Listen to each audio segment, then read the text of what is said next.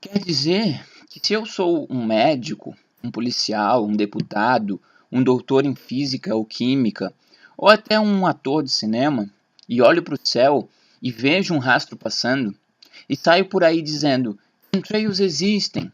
Isso constitui prova acerca da existência de uma mega operação global de pulverização atmosférica? Claro que não. O que constitui prova são as análises objetivas e registros metódicos do fenômeno. Temos visto o argumento de autoridade ser paulatinamente de forma esdrúxula usada na internet para provar, entre aspas, a existência de uma possível operação global de pulverização. Eu mesmo fui um dos que acreditava piamente na existência de chemtrails, baseando minha total convicção na fala de autoridades, tal como Ted Gunderson, Christian McGahn e outros. Me foi passada uma matéria sobre o Dr. Russell Blaylock, que presumo ser um médico, pois no artigo nem isso é citado. O doutor fez afirmações sobre, abre aspas, os efeitos devastadores na nossa saúde provocados pelos chemtrails e sobre as políticas de geoengenharia que têm sido implementadas em segredo, sem o consentimento público, fecha aspas.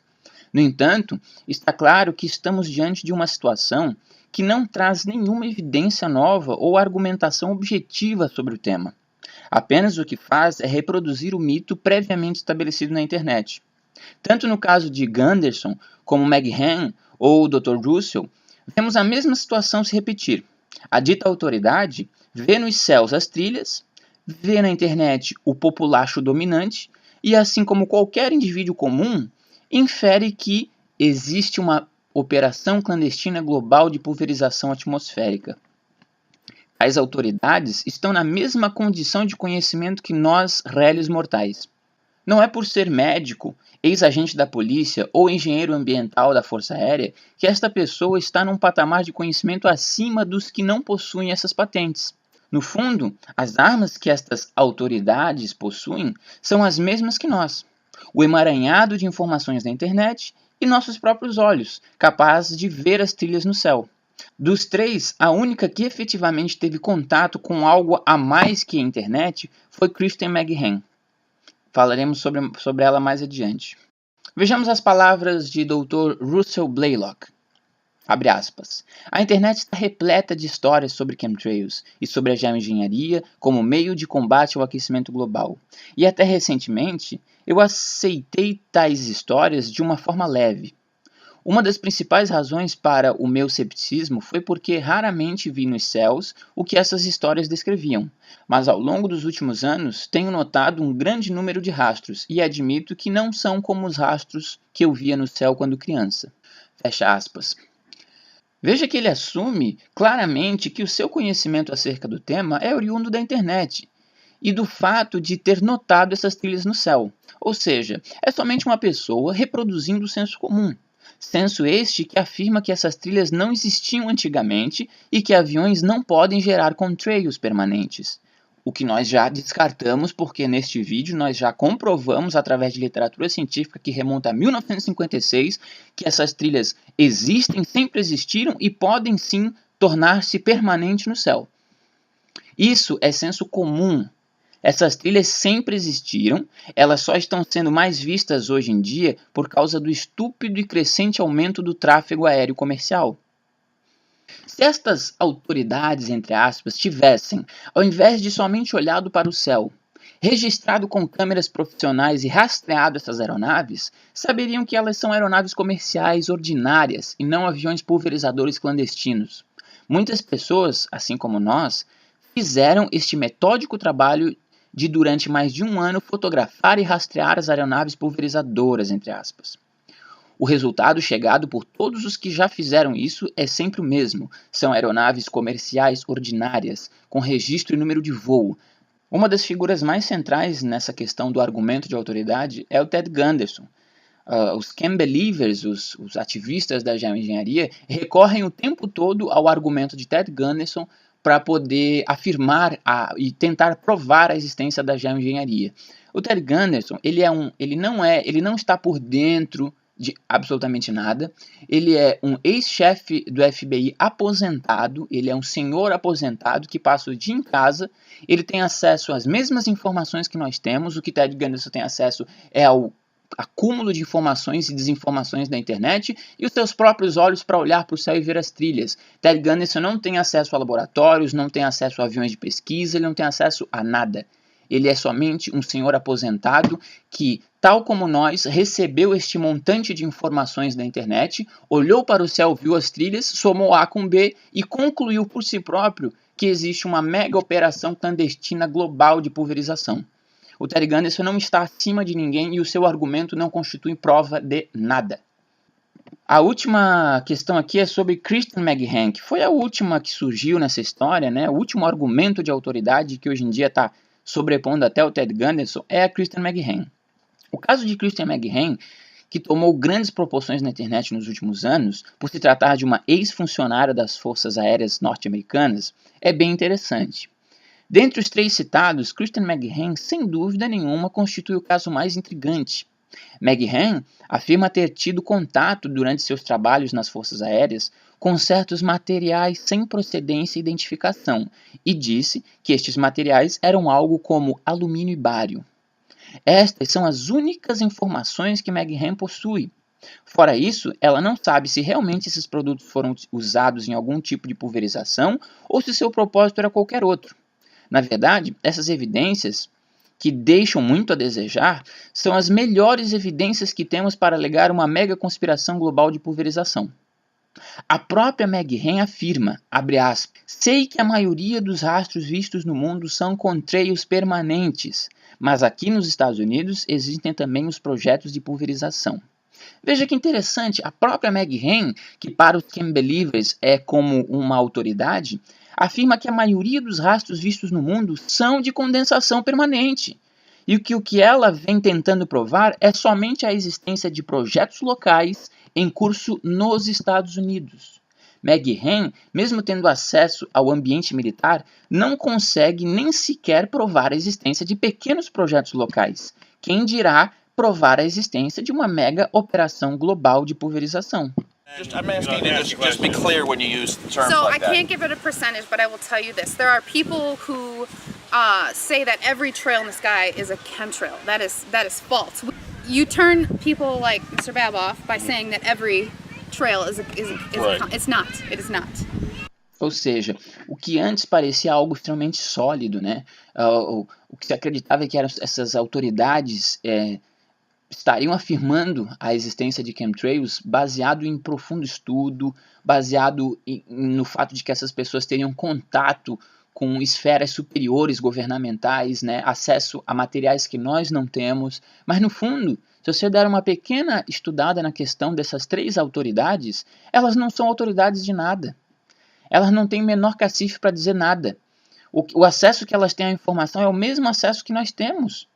No caso do Dr. Blaylock, o cara simplesmente é um médico, que nem qualquer médico que tem por aí. O que o cara fez? Olhou na internet, as informações, o caos de informações na internet, olhou para o céu e concluiu por si próprio que existe uma mega conspiração de pulverização global. Essas pessoas, elas não têm acesso a nada que nós não tenhamos. Elas não são autoridades e o seu argumento não é válido para provar nada.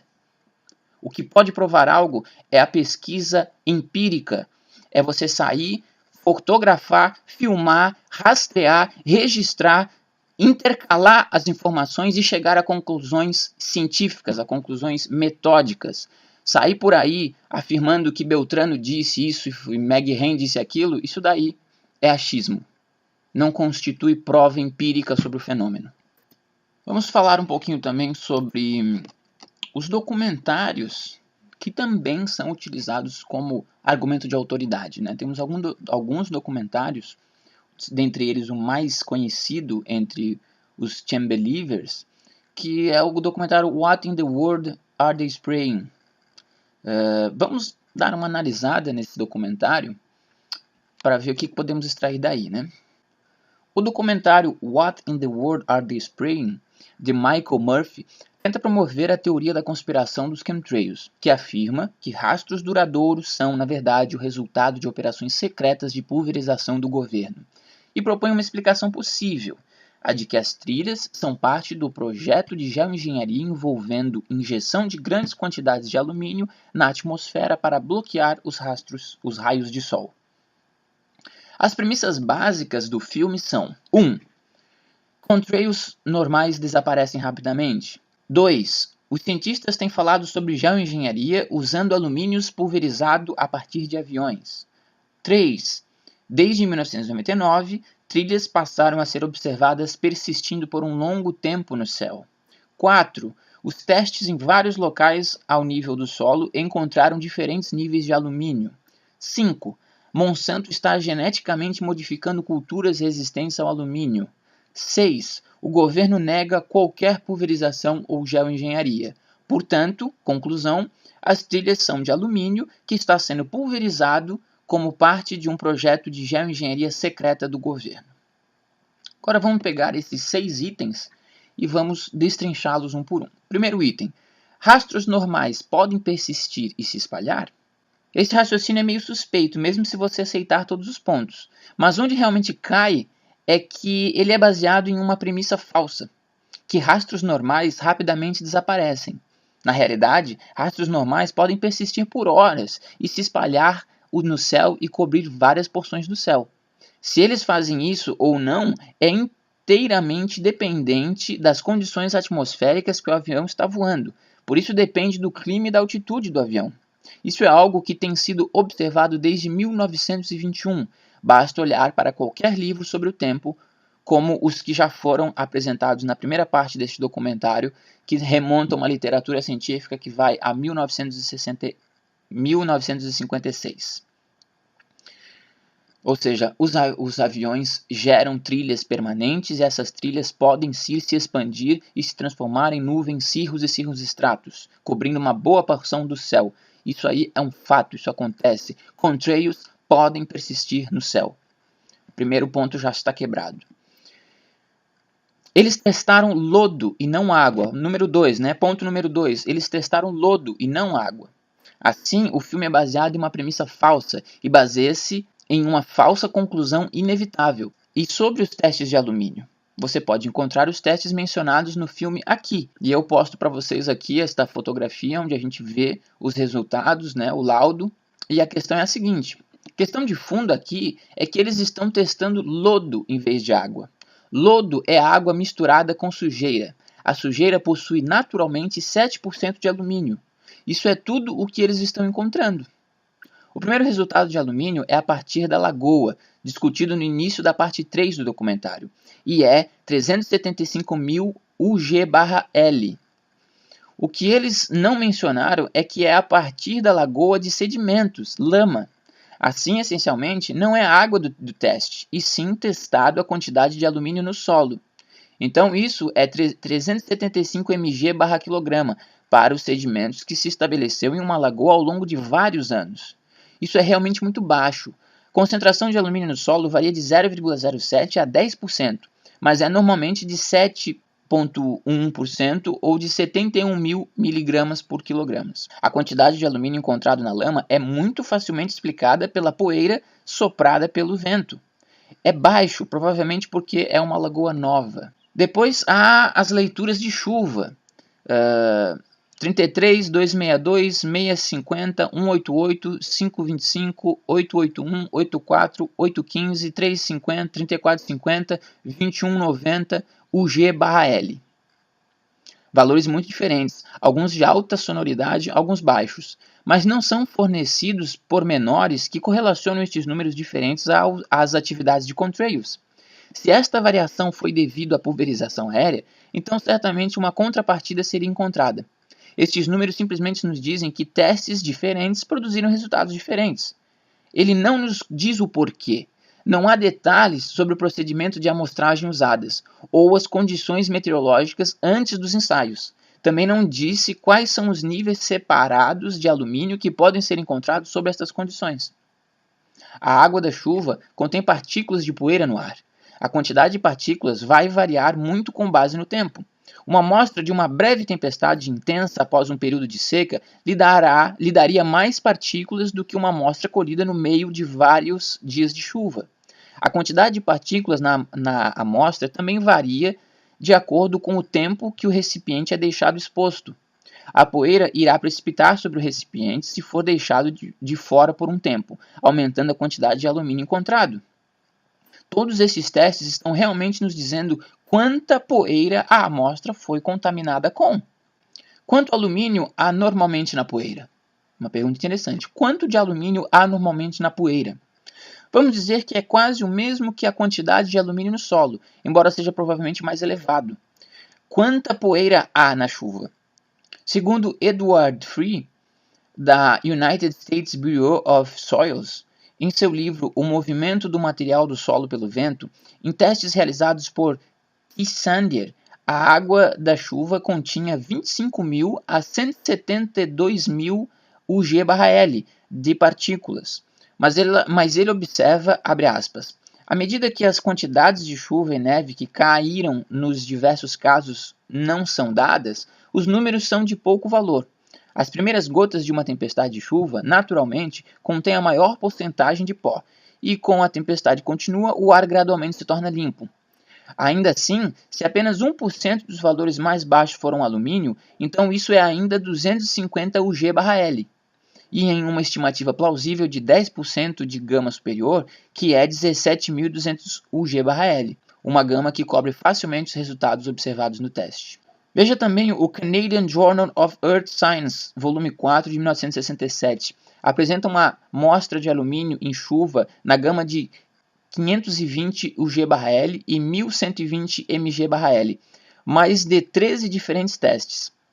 Isso mostra que os resultados de 1967, quando presumivelmente não houve chemtrails, são praticamente o mesmo que os resultados do What in the World Are They Spraying? Nada de anormal, na verdade. E aqui vocês veem a tabela do Canadian Journal of Earth Science, volume 4 de 1967. Vocês estão vendo a foto onde mostra os resultados obtidos com as amostras.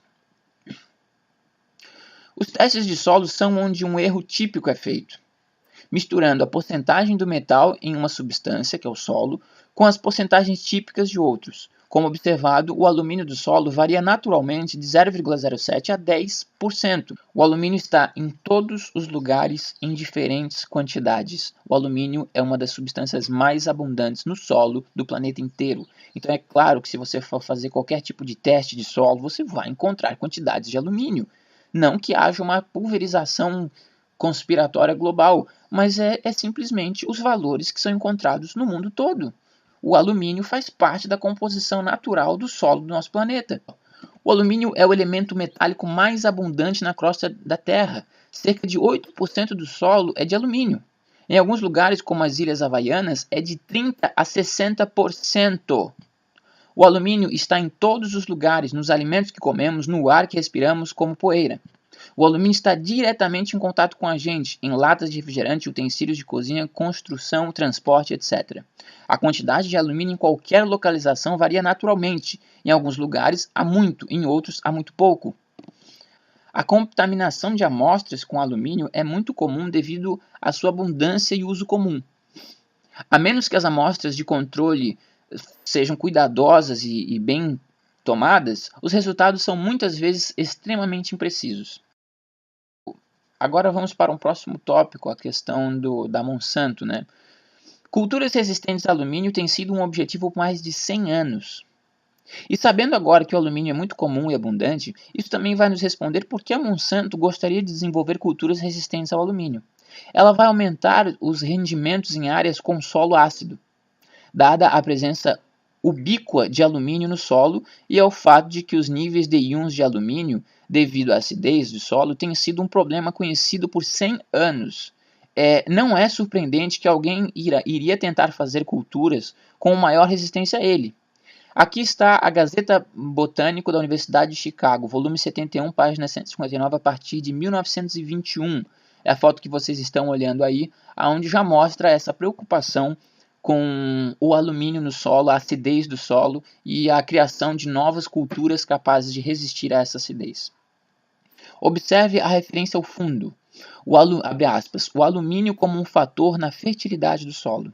Note também que eles estão discutindo como reduzir a toxicidade de sais de alumínio no chão. Então, se os cientistas estavam fazendo isso há 90 anos, por que é suspeito deles estarem fazendo agora? Né? Não há senso nisso. Próximo tópico aqui é o discutindo versus fazendo. Finalmente, o porquê das discussões do governo sobre geoengenharia e suas negações de que alguma coisa está acontecendo. Eles discutem a geoengenharia, porque isso é algo que as pessoas possam realmente querer fazer no futuro. Por isso, é melhor falar sobre isso agora, para que possamos descobrir que problemas podem ocorrer. As preocupações sobre os efeitos na saúde e os efeitos sobre os meios ambientes são preocupações perfeitamente válidas, mas eles não são a prova de que um programa de pulverização está em andamento. Discutindo versus fazendo. Discutir um assunto não significa que você esteja fazendo esse assunto, você esteja executando ele, você está apenas discutindo. E a explicação mais razoável para o fato de que eles negam que eles estão fazendo isso é porque eles não estão realmente fazendo isso. Os congressistas entrevistados na alegação do filme, que diz que eles não estão familiarizados com isso, é porque realmente eles não estão familiarizados com isso, caceta. Você chega e pergunta para uma equipe de doutores, você sabe da geoengenharia do clima, a conspiração global de pulverização? E o cientista olha para você e fala, não estou familiarizado. Quando ele diz isso, não é porque ele está escondendo de você a verdade. Ele diz que não está familiarizado porque ele realmente não está familiarizado. Pelo amor de Deus.